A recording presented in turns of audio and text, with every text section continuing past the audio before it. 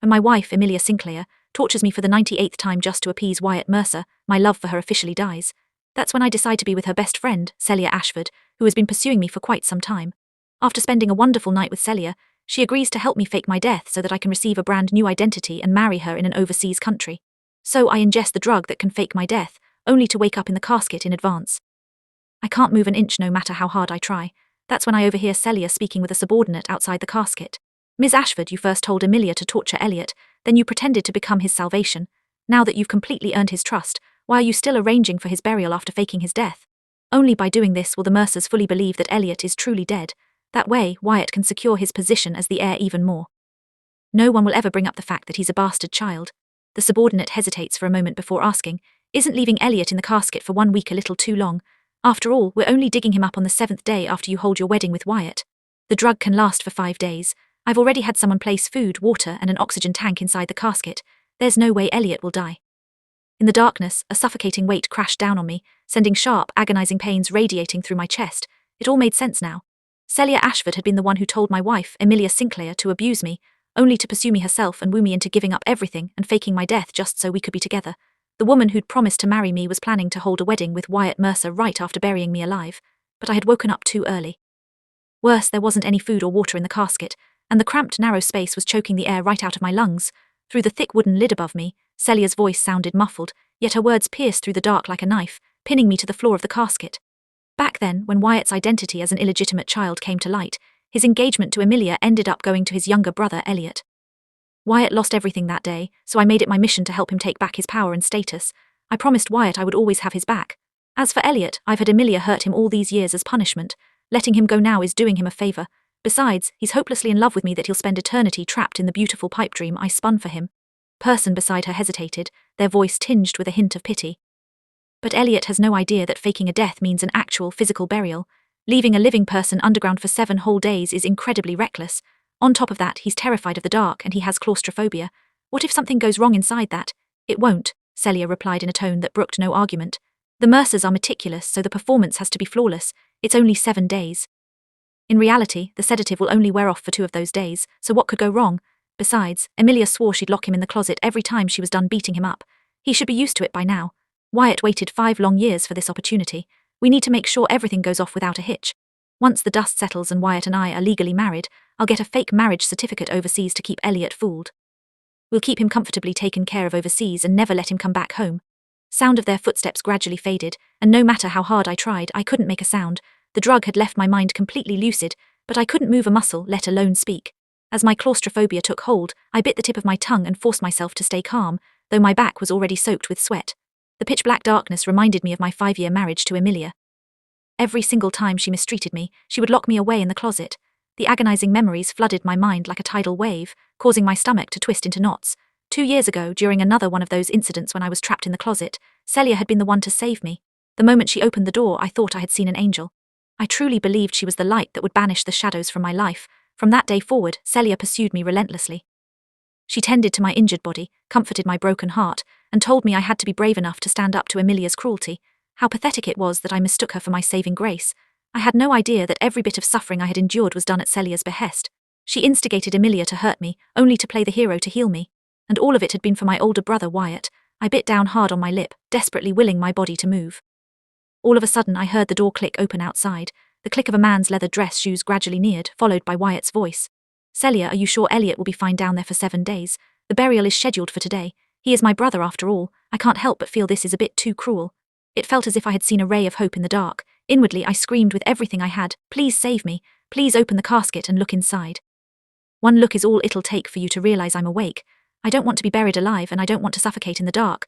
No one could hear the way I was screaming inside my own head, and the only answer I got was Celia's cold voice.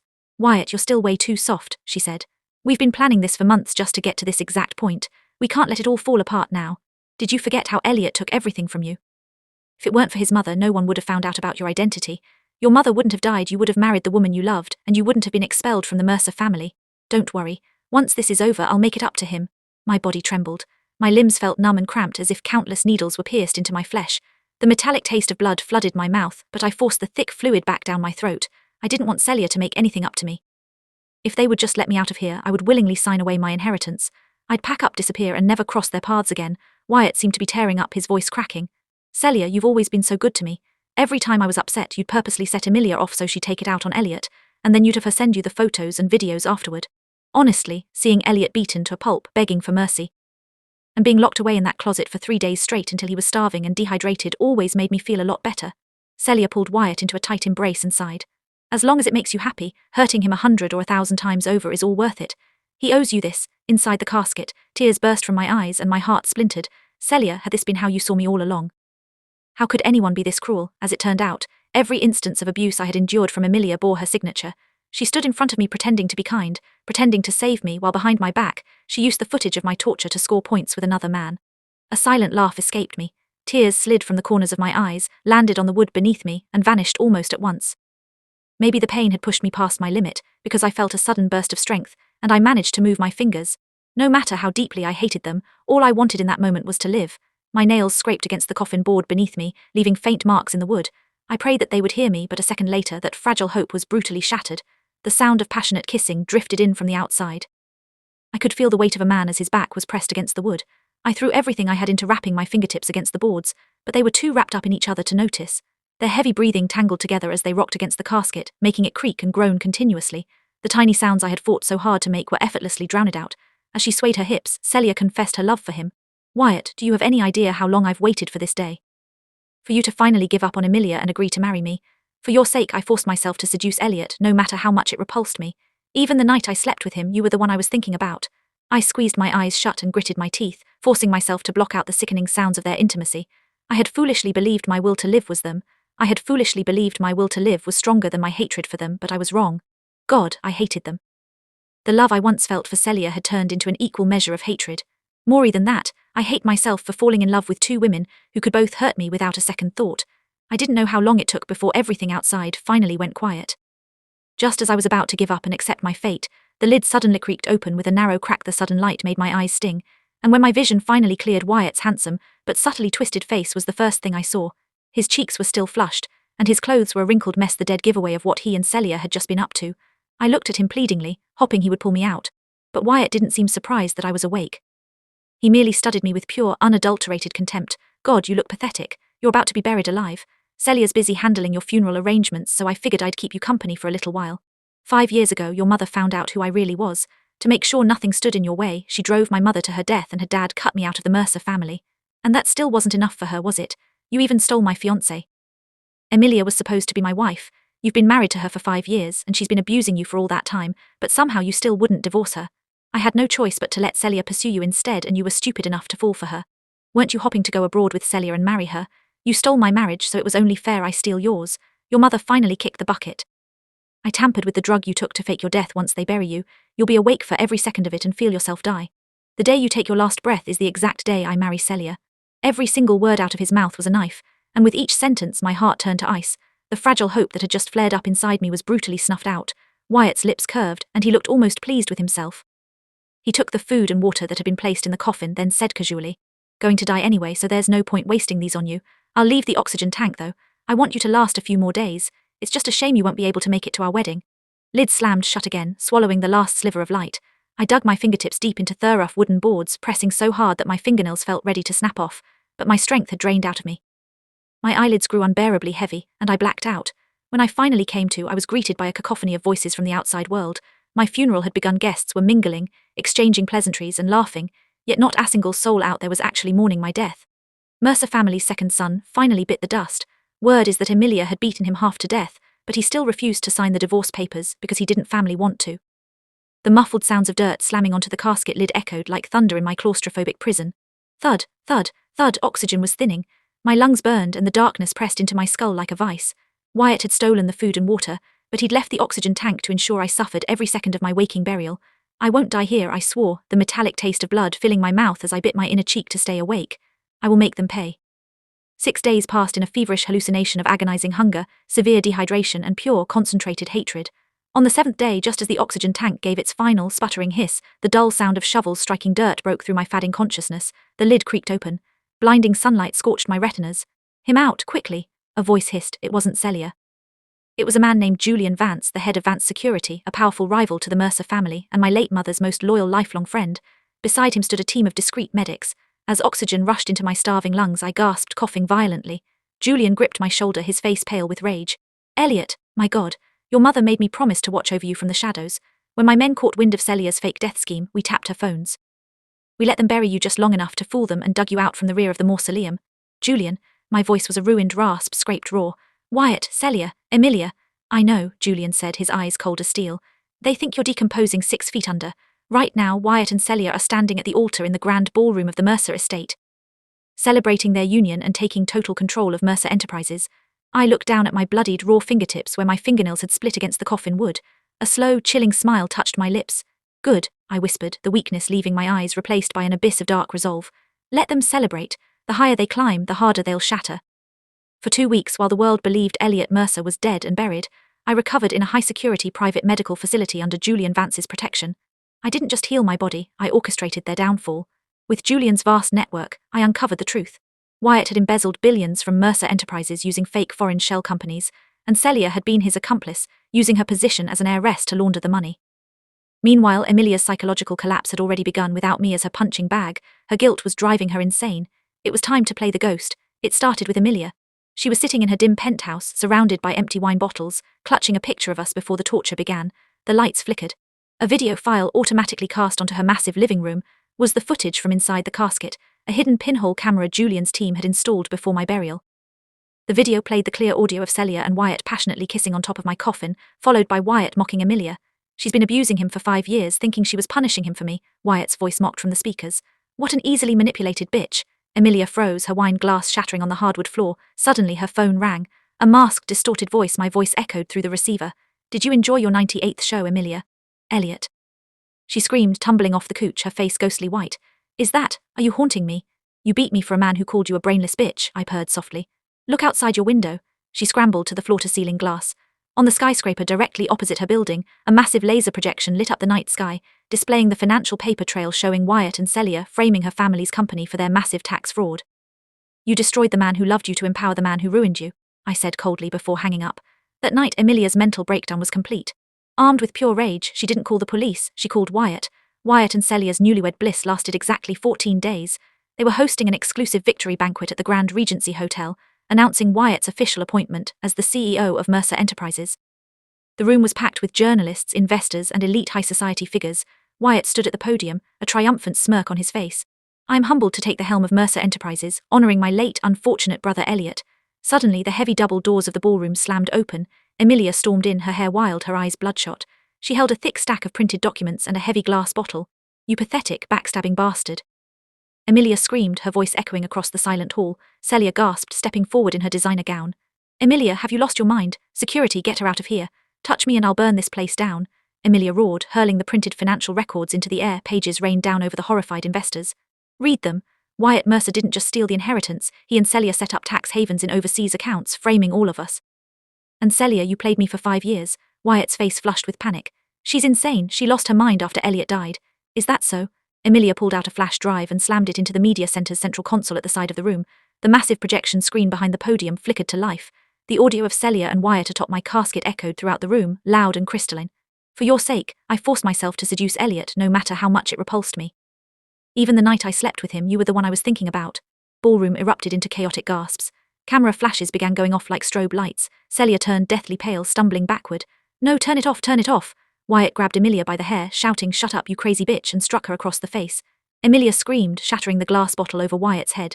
Blood gushed down his face as the police, tipped off by Julian, swarmed into the venue. Standing in the VIP balcony high above the chaos, dressed in a sharp black suit and sipping champagne, I watched them tear each other apart. This is only the appetizer, I thought.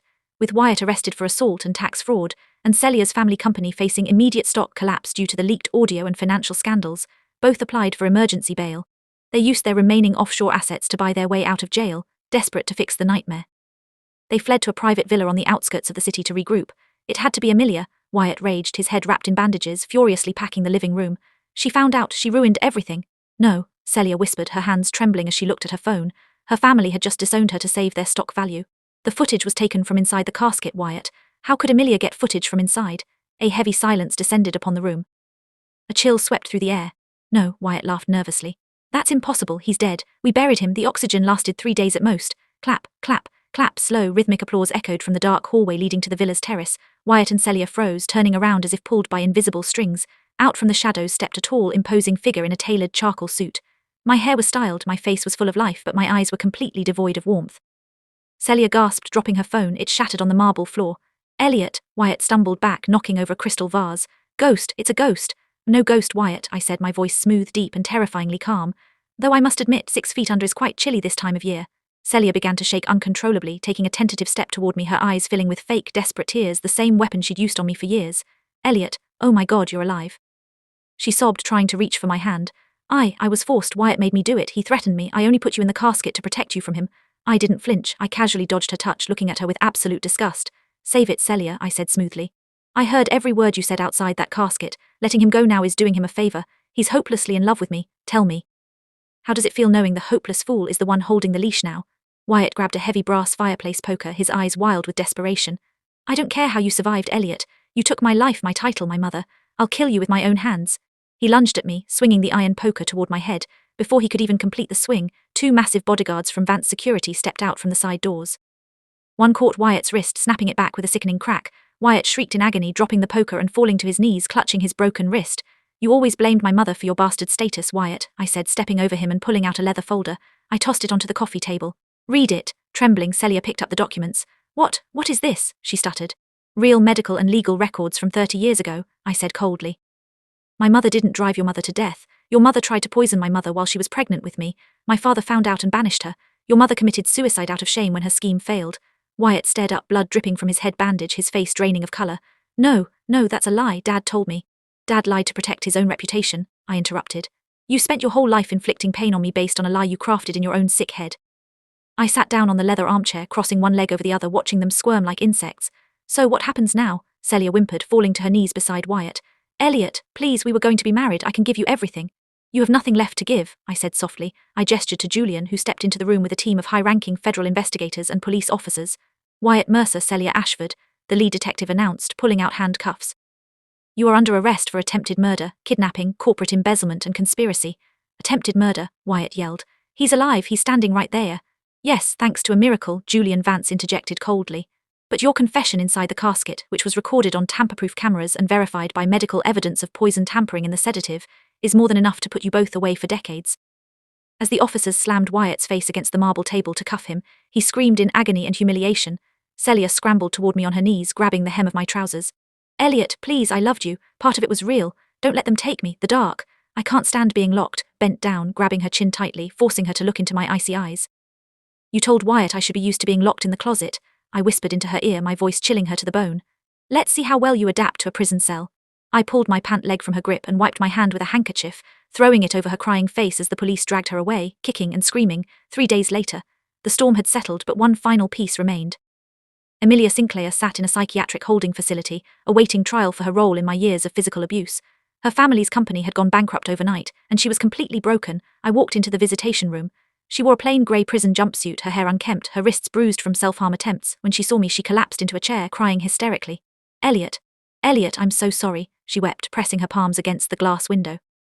I thought I was helping Wyatt. Celia told me if I punished you, Wyatt would spare your life. She manipulated me. I sat down across from her, my expression calm and unreadable. You had 98 chances to choose me, Emilia, I said softly through the intercom. 98 times you hit me, starved me, and locked me in that pitch-black closet. You didn't do it because you were manipulated. You did it because you were weak, cruel, and enjoyed the power. I loved you. I still love you, she wailed, banging her forehead against the glass. No, you loved the control, I corrected her gently. I came here today not to yell at you, but to give you something. I slid a piece of paper through the slot. It was our finalized divorce decree already signed by the court. You are officially nothing to me, I said, standing up. You will spend the next 10 years in prison, Emilia, and every time the guards shut the lights off in your cell at night. I want you to remember the closet. I turned my back on her. Her blood-curdling screams of regret echoed down the hallway as I walked out into the bright afternoon sun. A month later, the ocean breeze swept across the deck of a private yacht anchored off the coast of the Mediterranean. Mercer Enterprises had been completely restructured under my sole ownership. Wyatt and Celia were sentenced to 25 years in maximum security prison without the possibility of early parole. Emilia was serving her sentence, her name erased from high society. I stood at the bow of the ship, holding a small wooden box. Inside were the clothes I had worn the day I was buried alive. Julian walked up beside me, handing me a glass of scotch. Everything is settled back home, Elliot. The past is dead and buried. Literally. I looked down at the box, then looked out at the vast, endless blue horizon. The fear of claustrophobia and the dark that had chained me for years was gone, burnt away in the furnace of my revenge. I tossed the box over the railing. It splashed into the deep water and sank into the depths, vanishing forever. I took a sip of the scotch, feeling the warm burn down my throat, and smiled as the sun broke through the clouds. The past is buried, I agreed, taking a deep breath of the fresh, sweet air of freedom. And for the first time in my life, I am finally alive.